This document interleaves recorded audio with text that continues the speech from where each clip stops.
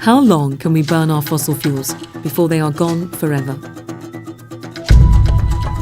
When the oil, gas and coal runs out, and it will run out, what will be our alternative?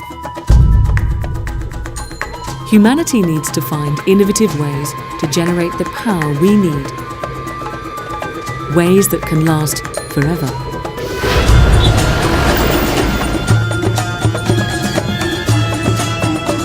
Meet Lucky. You've got to give us a rest, right? We've got to go and do some freshen up. A Sri Lankan-born entrepreneur running a book publishing business in London. This is the biggest business opportunity mankind has ever had. Passionate about making money. I'm the one who raises money. And passionate about her home country. It's again a Western perspective. She comes from a large, successful family in Sri Lanka, where it seems almost everybody is in some way connected to everybody else. This is how you cripple something from day one, in my view. A novice in the energy business, but inspired by publishing a book about global warming. It will change your life. It changed mine.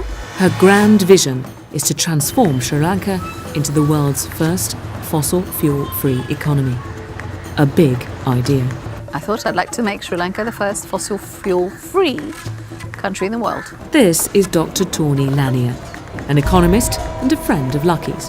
When I hear overwhelming statements like that, I think to myself, okay, let's see if you can do it. Tawny is working as an investment advisor for a London-based fund, which might invest millions in her friend's green energy ideas. But she needs to check out Lucky's story. It all seems plausible on paper, but then it always does. There's something there that just doesn't smell right. Tawny needs to perform what's known in the business world as due diligence. Well, I'm sorry, as an investor, as an investor, that's who we invest in, and this is who we invest in. We don't invest in you because they're the managers that need to be able to run this company. It was our fault because we didn't give them time. We didn't give them enough time. Yeah, they were not geared for this. Due diligence is the tire-kicking part of making an investment decision. I think for any investment, you need to go kick the tires of the company. With questions to answer, Lucky has laid on a grand tour of the country to show off her ideas and convince Tawny that Sri Lanka has got what it takes to embrace green, renewable energy and return a profit on what could be millions of pounds of investment. Located just off the southeast coast of India, Sri Lanka's terrorist history is well documented. The terrorist group, the Tamil Tigers, had a 30-year reign of terror over this island. Now, the war is over, and an uneasy peace exists. What the country needs now is more electrical power to redevelop. But Sri Lanka's beautiful and fertile countryside is not the sort of place to fill with toxic emissions from fossil fuel power plants, especially at a time when the world needs to reduce its carbon output. The government say they want to use clean energy and so have agreed to pay a regular fixed tariff to anyone who can generate power to its national grid using renewable resources. Against this backdrop, Lucky thinks she has spotted a business opportunity. We are going to make a transition from a fossil fuel-based economy with all that entails. So the oil supply, the oil structures, all that, the coal industry, all of that is going to have to switch to a cleaner form of energy. And in that lies the biggest business opportunity you can imagine for those who are prepared to take the opportunity with both hands. This is Para, a scientist and a green energy pioneer. His passion is inventing all kinds of renewable energy ideas. He's part of a small society of engineers who have dedicated themselves to this task. The society leader is the father of renewable energy in Sri Lanka, Dr. Ray Wijewardena. Dr. Ray owns a plantation where he develops his bioengineering concepts and has built working prototypes. Lucky wants to secure investment to commercialise these ideas as part of her plan to make Sri Lanka fossil fuel-free. Tawny is here to investigate one of their concepts, a 10-megawatt power plant fueled by Glycidia branches. This is a fast-growing plant that grows so much and absorbs carbon so fast that if it is burned in a furnace to power a generator, the whole cycle is effectively carbon neutral. Fossil fuel is something that have been converted to fossil fuels from organic matter millions of years ago. So what we are doing is when we burn fossil fuels, we are releasing something that was trapped for many years, and what have been collected over a long period of time is being released in a very short period of time. Now in contrast, when we are talking about using biofuels, particularly wood or any other biomaterial, we are releasing, no doubt we are releasing carbon dioxide, but that is something that has been absorbed in the wood in the past year perhaps. And also we are looking at resources that will grow again in that short period of time. Tawny's company, Eco Capital, is acting as an investment advisor for Meteor Asset Management, an investment company working towards solving the global energy crisis by investing in solutions that don't rely on fossil fuels and at the same time are sound investments. As well as making a profit for the investors, Meteor want to secure valuable carbon credits, which can either be sold to enhance the return or be used to offset an investor's carbon footprint. Well, I think it's like a perfect storm. The war's over. They need to look at renewable energy. Renewable energy is on everyone's mind. The carbon markets are on everyone's mind. And I think it's really the perfect place to go to look at really strong projects that have strong community impact and dealing with an issue that Sri Lanka is dealing with. I mean, a huge portion of their GDP goes straight to oil. Actually, a lot of that money can be used to help their citizens if they look at renewable energies within their own borders. That's how I see it.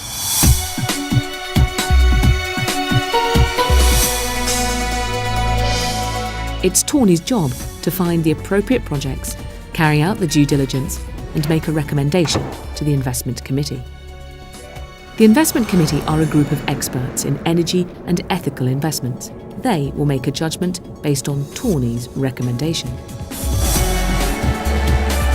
Her adventure in Sri Lanka starts with that all-important first meeting with the management team that Lucky has assembled.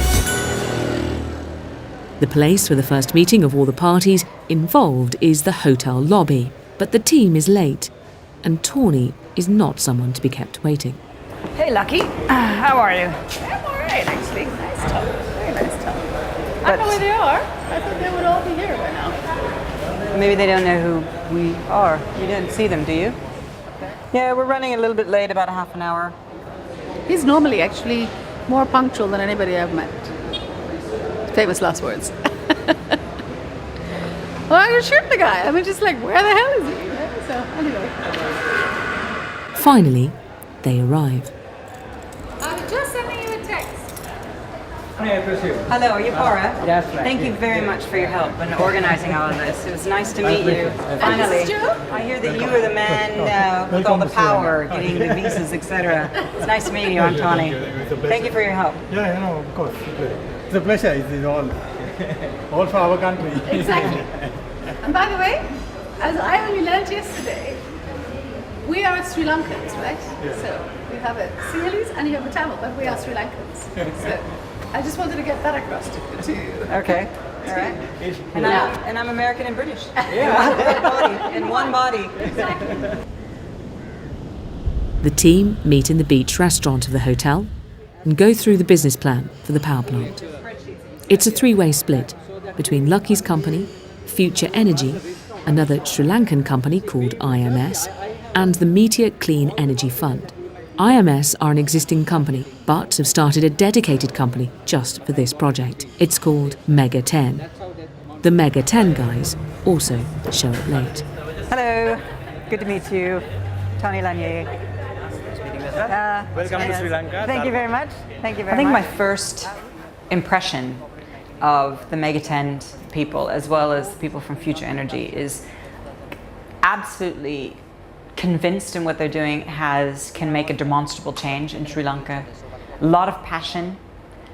There was youth there as well as age and wisdom and lots. There's a couple of Para, for instance, quite the sage. He's done it, he's seen it, he knows what it's all about. Slightly comes across as a bit of a teacher type. And I think that constellation is quite interesting. And I think that that will bring the project much, much further than other projects that seem to be a flash in the pan. They truly are trying to figure out how they can do this better than how it's been done before. A bit of a downside was that the Clean Energy Fund, we invest not only in the technologies, but we invest in the management. So I have this slight niggly feeling that they would like to put together the business plan and the numbers together that would best suit us. So maybe these next few days that'll go away, but right now I just have this little bit of a feeling is tell us what you want to hear and we will tell you, and that's not ideal.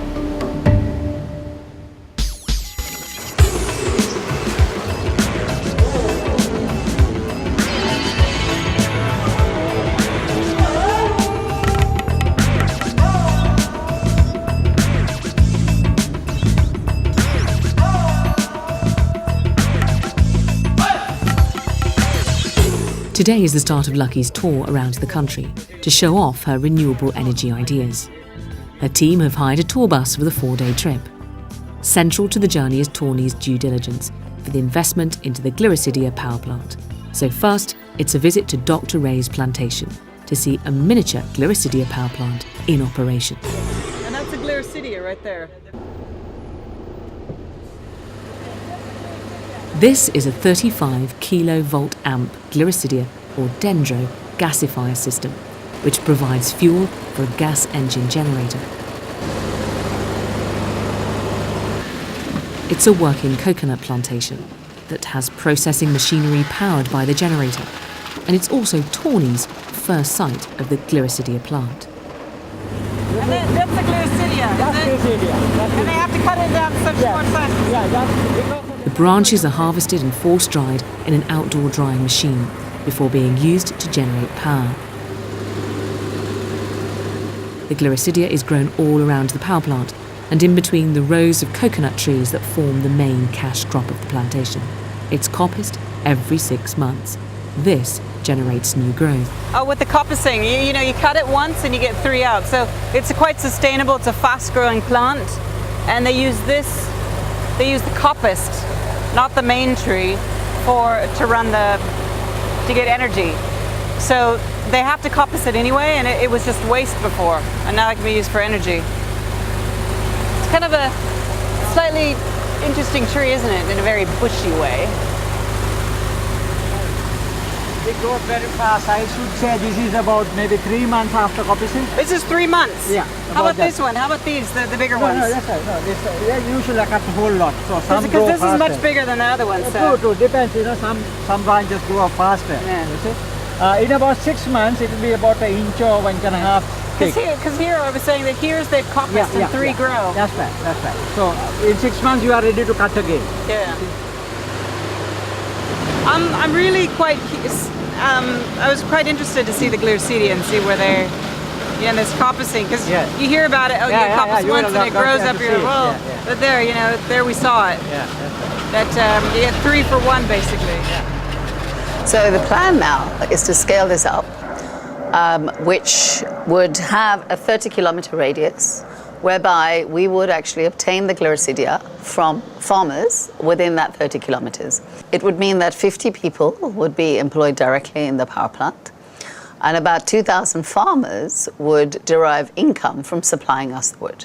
And if you think about it from a family perspective, that would affect about 8,000 individuals within this area would earn extra income. And so you have a major case of poverty alleviation. We are at Gannarua, Peradeniya, the Agriculture Department demonstration park. What they are doing here is the model that we are recommending to farmers to grow Glycidia in what is called the alley cropping. Yeah, you're not growing Glycidia by itself. It is always mixed. So intercropping. I would go a step beyond. It's just not a mixed plantation. It's a synergistic approach. Right. You know, each one helps other. They have got corn growing along with Glycidia, always with an alley of Glycidia trees, and in between a cash crop. After visiting the project, Lucky is keen to share her philosophy.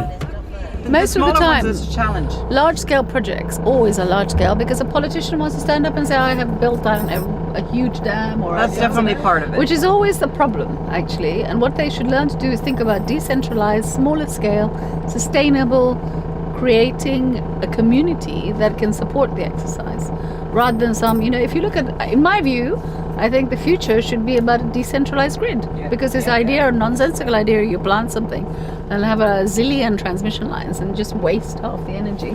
It's just such a catastrophe, The whole of the West have done that. We don't need to go there, because we now have a blank sheet of paper where we don't have any of those bad habits. So before we go and create bad habits, we need to think of a different way of working.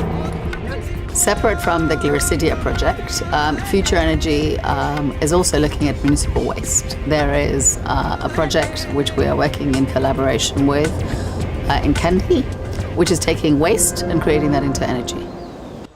So what you have here is rubbish. And the point is to take this and convert it to that, where all you've done is you put the garbage with a polythene layer underneath and covered it up, so it's less of an eyesore. And as it ferments, it gives off methane, which we can burn and create energy and prevent the water table from being polluted from the toxicity of the smoldering, decomposing waste by putting it through this polythene layer. We have the a live layer of waste polythene and clay, which purifies. It's a biofilter, and what is coming out of is, after the liner, you get pure water coming out of here. So by having the system of having polythene is creating a system of almost pure water, which is perfectly okay to go into the water table or the rivers. Now this, we have the gas extraction pipes, all right, That's all methane. which comes in here through diaphragm pump, all right, in here. This is the flame, you can see. Okay.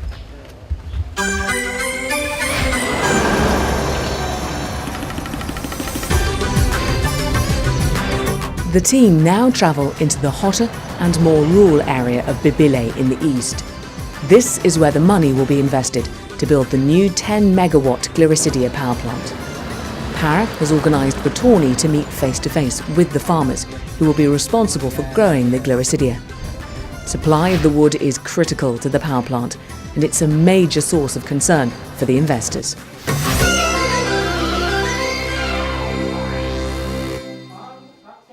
These are basically the people that will deliver the goods. They're the supply chain. And it's incredibly important to meet with them. I'm very encouraged for what I've seen, and I'm very interested in hearing what you think about this. It was good and bad, because I make decisions. I have to help make decisions that are very cut and dry. This was very emotionally charged. Obviously they need help. Obviously they understand the value of having somebody come in and doing this for them. The question I have when I go home is, will it make business sense? Because I can't make a decision, or I can't help my investment community make a decision on whether or not these beautiful people have another income if on paper it doesn't work, or the management team just doesn't work, or the deal doesn't come off. But I'm not making a decision, I just make the recommendation. And the recommendation will be positive and negative, and then the investment committee has to figure out, are there more positives than the negatives? Then they would go with it. I do need to see some ministers. I need to talk to them. I need to see what the regulatory and the legal frameworks are. I need to, of course, sit down with the management for Mega 10, etc. So those things I need to do. This was absolutely great. Needed to do it. Talk to the supply chain. But once that's done, then there's other complexities to government officials, etc., etc. Back in Colombo, new van. We're off to go see a few people today, as well as the Minister for Power and Energy. Quite an important figure when it comes to energy policy, etc. We have to have some sort of awareness among our intellectuals, among our people about this renewable energy, because this oil and coal mafia are very powerful lobby. So that they can, mislead our people. Some time back, we from outside were talking about the oil mafia, but like the minister himself said, there's a coal mafia also. So that is what has to be realized. You can actually redirect some of that very, very expensive amount of money that we are sending out of this country to buy imported oil and coal, that actually we can redirect just a little bit of it, and you can raise the standard of living for so many people, because they will have money and they will have energy. So there's nothing groundbreaking about it, because everything's been done before. It hasn't been done in this fashion, that's all.